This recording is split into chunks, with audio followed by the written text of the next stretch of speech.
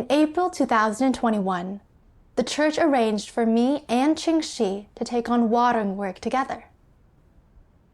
I was kind of unsettled when I heard the news. Qingxi was capable and gave clear fellowship on the truth. I was afraid she'd outperform me after a little practice. I had supervised her work in the past, so how could I show my face if she did better than me? I noticed later that the leader offered lots of help and support to her and had her practice taking on some important tasks. I figured the leader wanted to cultivate her. I was really disappointed and secretly pit myself against her, wanting to work hard so she wouldn't surpass me. I threw myself into fellowshipping with others in gatherings and made sure to learn about and address issues in brothers and sisters' work. I spoke up readily in work discussions, and the others agreed with me most of the time. Our watering work started showing results after a little while. I was very pleased with myself and felt really accomplished. Since Qingxi was new to that type of work, she didn't have a handle on things at first, and it was hard for her. I knew I should help her get familiar with the work quickly and learn the principles, but I was afraid she'd show me up. So I just gave her a brief, simple outline without filling her in on the details. I was secretly happy when I saw her in a bad state because of challenges in her duty, and I felt like I was still more capable than her. After a little while, Qingxi gradually got to know the work and got some results in her duty. I often heard her fellowship on how to solve brothers and sisters' problems and felt it was really practical and clear, which made me anxious. It turned out she did have a higher caliber than me. If this went on, she'd do better and better in her duty. And at some point, the others were sure to look up to her. Wouldn't that make her seem better than me? I felt more and more threatened. Every time we were in a gathering with others, I would observe her fellowship. When I noticed it was enlightening, I would try to think of ways to fellowship better than her. Once, a sister wasn't able to work well with others because of her arrogance, and it was impacting her work. I really racked my brains over what the root of her problem was, what passage of God's words to use, and how to integrate my own experience into my fellowship. But since my mentality was wrong, I couldn't think it over calmly. And in the end, I forced out fellowship on some superficial understanding, and her state wasn't fixed. But Qingxi combined fellowship on God's words and her own experience. The sister could identify with this and then felt ready to turn her state around. This was upsetting for me to see. Why did God enlighten her, not me? She got to take center stage, so wouldn't the others think she was better than me? At this thought, I made up my mind. I definitely had to make a good show of it next time someone had an issue, so that everyone would see I could fellowship on the truth to resolve problems. Later on, a sister described how she was critical of others after being dealt with. I was thinking that I had the same type of experience, so this time I could fellowship well. But before I even opened my mouth, Qingxi started to fellowship and spoke really clearly, linking it to her actual experience and taking the words right out of my mouth. I had no choice but to give a simple account of my understanding. Noticing Qingxi was in a really good mood after the gathering, I felt even more jealous and didn't want to acknowledge her. That evening, I lay in bed and couldn't get any sleep at all. Thinking about how much the others liked Qingxi's fellowship made me feel really down. It seemed like I would never be able to outdo her. At the time, I knew I wasn't in a good state. I prayed to God, asking Him to enlighten and lead me to know myself. In a gathering later, I read that God says, "Grasping for fame and profit is the signature behavior of humans, who have the evil nature of Satan. No one is an exception. All corrupt mankind lives for fame and status, and all humans will pay any price in their struggle for fame and status. It is so with all who live under Satan's power. Therefore, one who does not accept or understand the truth, who cannot act according to the principles, is one who is living amid a satanic disposition. A satanic disposition has come to dominate your thoughts and control your behavior. Satan has gotten you entirely under its control and bondage. And if you do not accept the truth and forsake Satan, you will not be able to escape. Do not always think about surpassing everyone, doing everything better than others, and standing out from the crowd in every way. What kind of disposition is that? An arrogant disposition. People always possess an arrogant disposition, and even if they want to strive for the truth and satisfy God, they fall short. They are controlled by an arrogant disposition that makes it easy for them to go astray. When you have such a disposition, you are always trying to keep others down, always trying to get ahead of them, always jockeying, always trying to take from people. You are highly envious. You don't obey anyone, and you are always trying to distinguish yourself. This is trouble. This is how Satan acts. If you truly wish to be an acceptable creature of God, then do not pursue your own dreams, trying to be superior and more capable than you are in order to achieve your aims. This is bad. You should obey the orchestrations and arrangements of God and not get above your station. Only this demonstrates sense. God's words revealed my true state. I always wanted to fight for first place among others and didn't want to be below anyone. So I was constantly competing, wanting to be above others. Since I had overseen Qingxi's work before, when I partnered with her, I didn't want to be any worse than her in work capabilities or fellowshipping on the truth.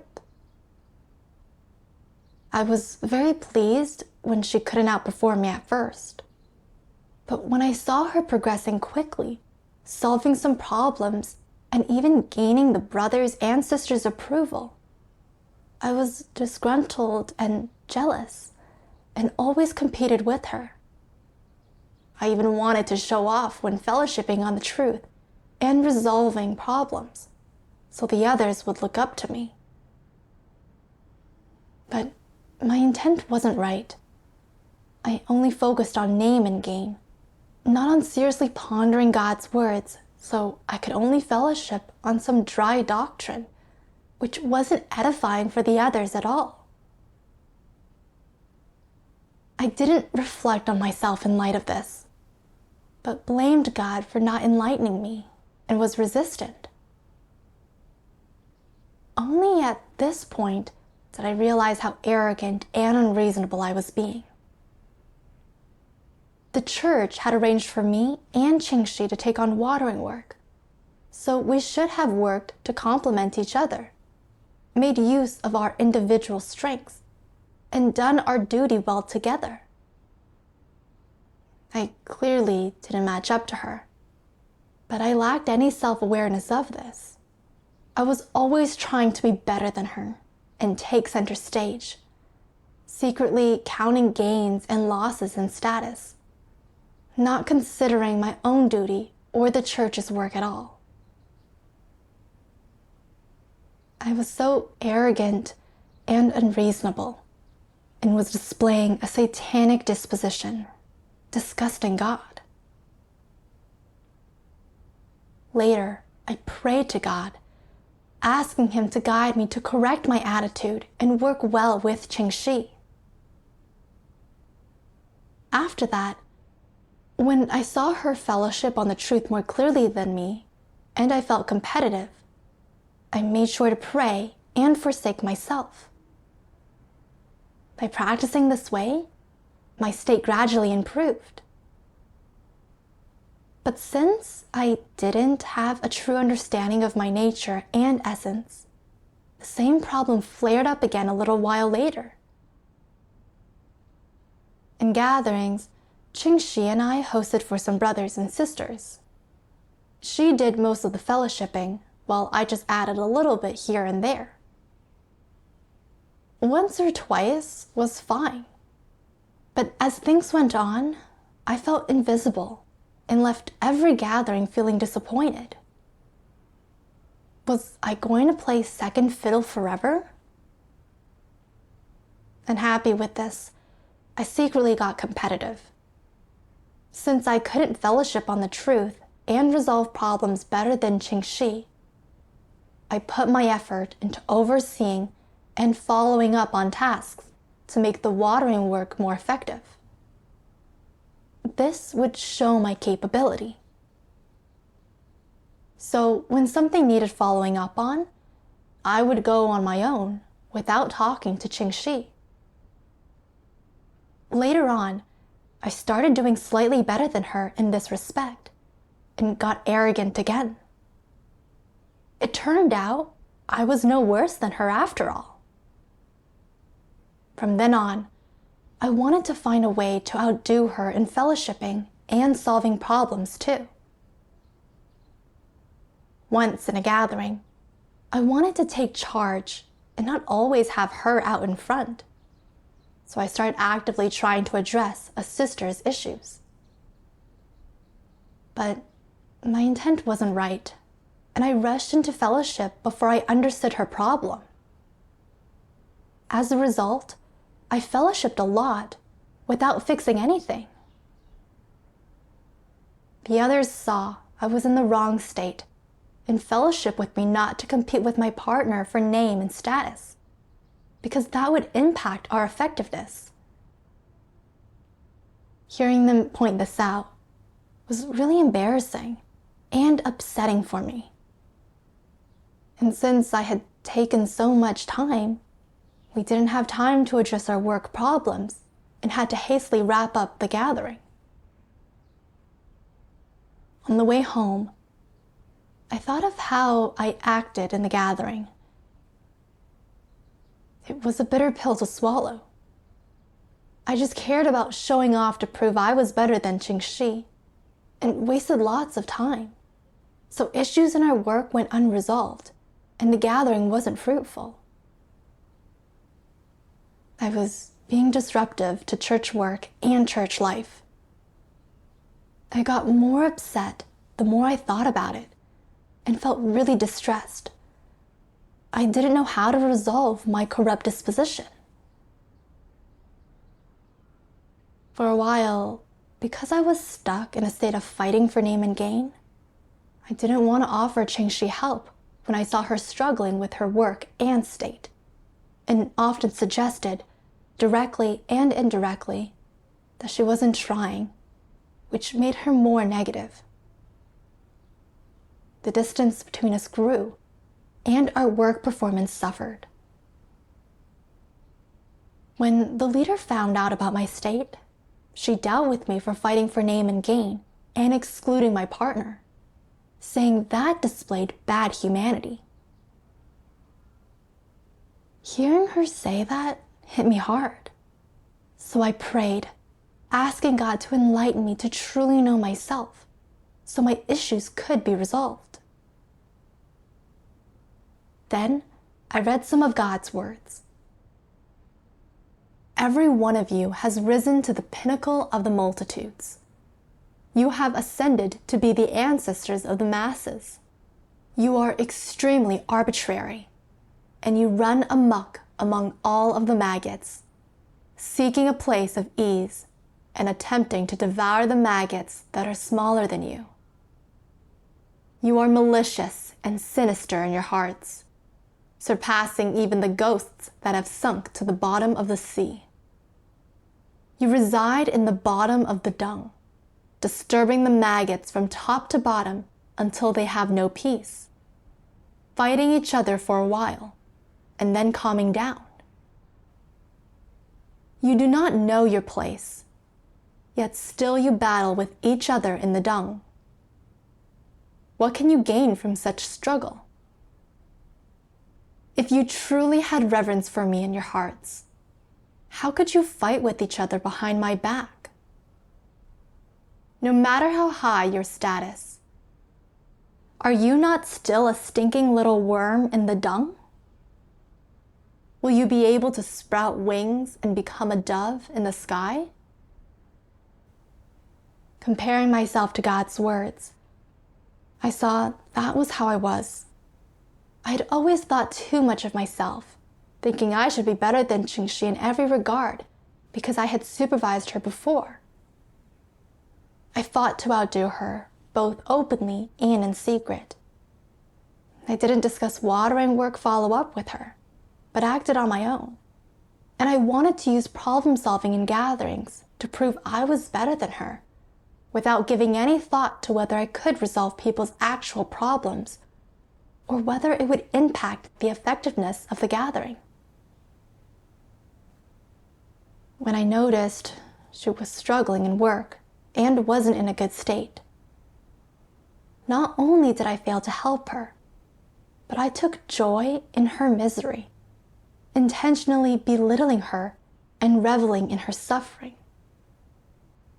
That made her more and more negative. I saw I was totally lacking humanity. I also saw that God exposes those maggots who don't know their own worth, but always want to fly like a dove in the sky.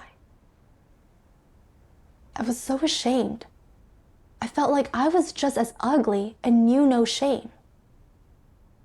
I clearly didn't have much reality of the truth and couldn't resolve others' practical problems, but still wanted to show off and surpass others. That not only hurt my sister, but it impacted the work of the church. I felt guiltier and more indebted the more I thought about it.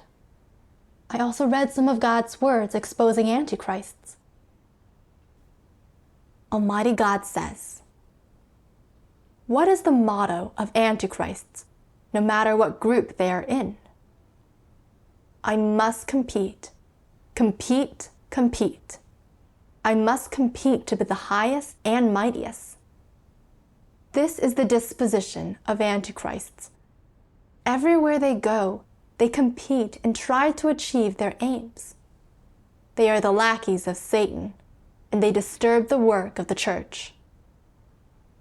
The disposition of antichrists is like this. They begin by looking around the church to see who has believed in God for many years and has capital. Who has some gifts or special skills? Who has been of benefit to the brothers and sisters in their entry into life? Who is well regarded? Who has seniority? Who is well spoken of among the brothers and sisters? Who has more positive things? Those people are to be their competition. In sum, every time antichrists are among a group of people, this is what they always do. They compete for status compete for a good reputation, compete for final say over matters and the ultimate power to make decisions in the group, which, once they have gained it, makes them happy. This is how arrogant, odious, and unreasonable the disposition of antichrists is. They have neither conscience nor reason, nor even a shred of the truth. One can see in the actions and deeds of an antichrist that what they do has none of the reason of a normal person. And though one may fellowship about the truth to them, they do not accept it. However right what you say is, it does not fly with them. The only thing they like to pursue is reputation and status, which they hold in reverence. So long as they can enjoy the benefits of status, they are contented. This, they believe, is the value of their existence. Regardless of what group of people they are among, they have to show people the light and warmth they provide, their special talents, their uniqueness. And it is because they believe they are special that they naturally think that they should be treated better than others, that they should receive people's support and admiration, that people should look up to them, worship them. They think all of this is their due. Are such people not brazen and shameless? God reveals that antichrists can't work in partnership with anyone.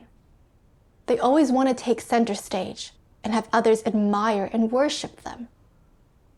That kind of person has a vicious disposition. They disgust God and are cursed by him. Upon reflection, I saw I also showed an antichrist disposition. The church had arranged for Qingxi and I to work together, but I wanted to be a star and the only one to shine. Seeing that Qingxi fellowshipped clearly and gained the others' approval made me jealous of her.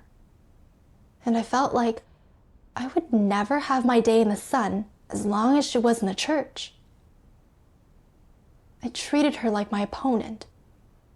I saw she struggled at work, but didn't help. I even left her to do things alone, which led to her feeling negative. Because I excluded her time after time, her state grew worse, but I didn't feel guilty or upset. Instead, I felt like now I would be able to steal the spotlight and play a leading role. I intentionally said some disparaging things to take aim at her enthusiasm for her duty, so her strengths wouldn't be put into play.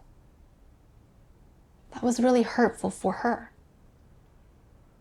I was living by satanic poisons, like there can only be one alpha male, and in all the universe, only I reign supreme. I wanted to be the only one to stand out.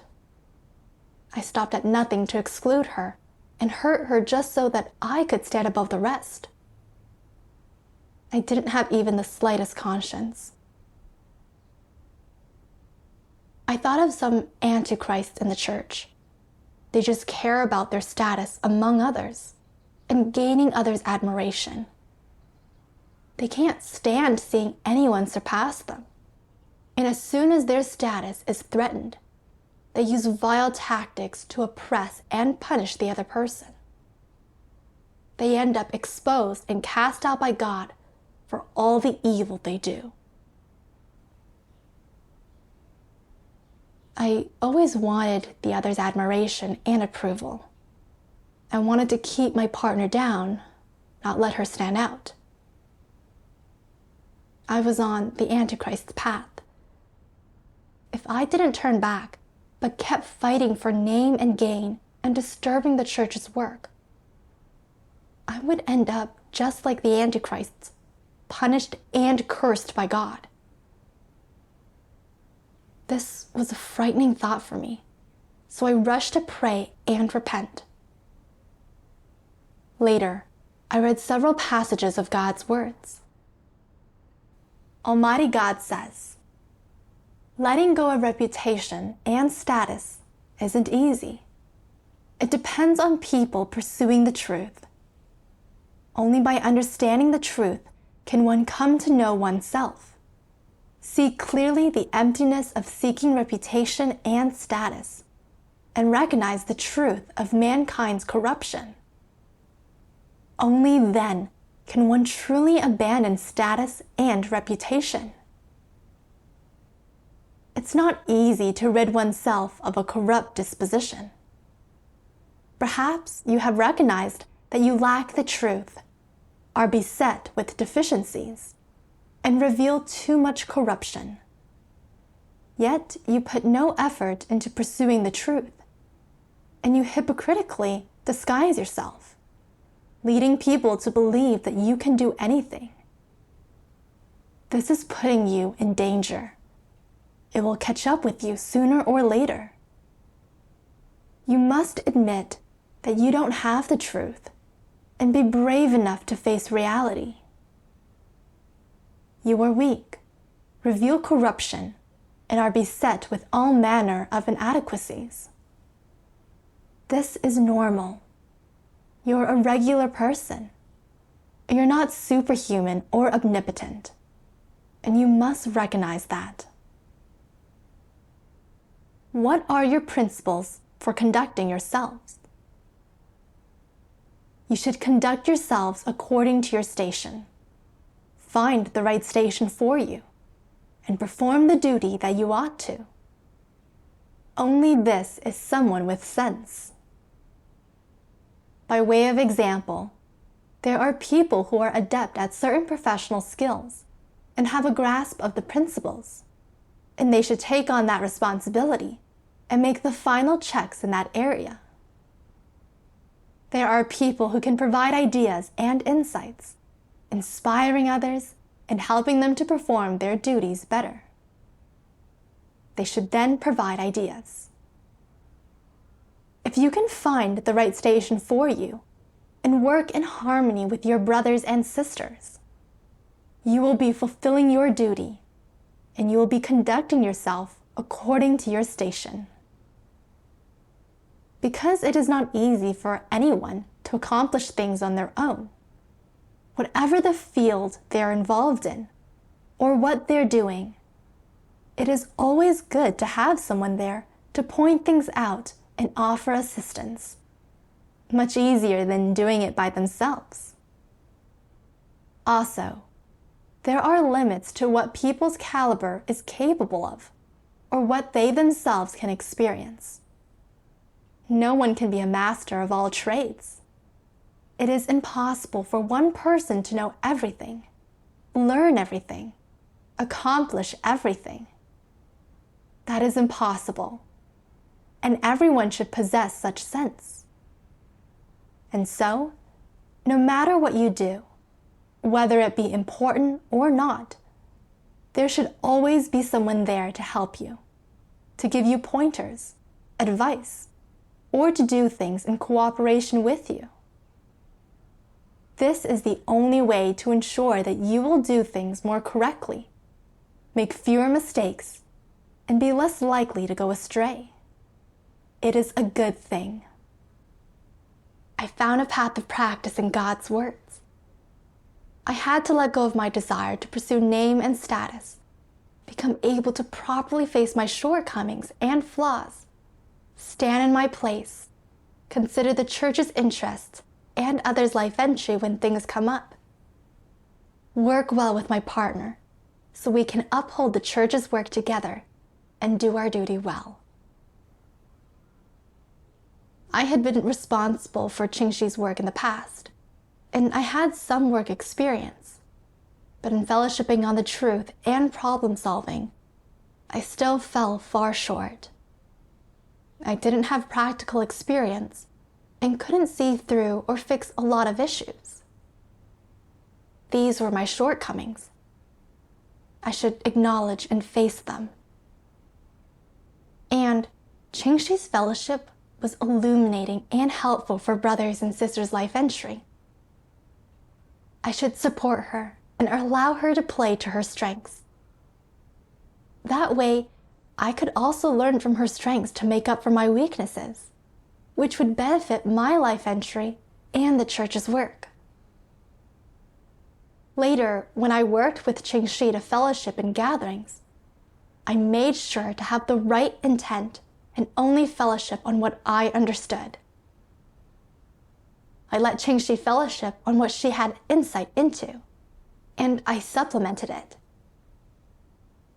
Sometimes I felt competitive when I saw others approve of her fellowship, but I was able to quickly see I wasn't in the right state, pray, forsake myself, and become willing to prioritize the church's work and cooperate with Qingxi. Then, my jealousy wasn't so strong, and I stopped thinking about how to compete with her. Instead, I thought about how to work with her to resolve others' problems. I was no longer held back by my corrupt disposition, and I was able to do my part. I was intentional in my collaboration with Qingxi at work and offered my help when she ran into difficulties. After a little while, our watering work improved, and both of us were able to make progress. I felt really at peace.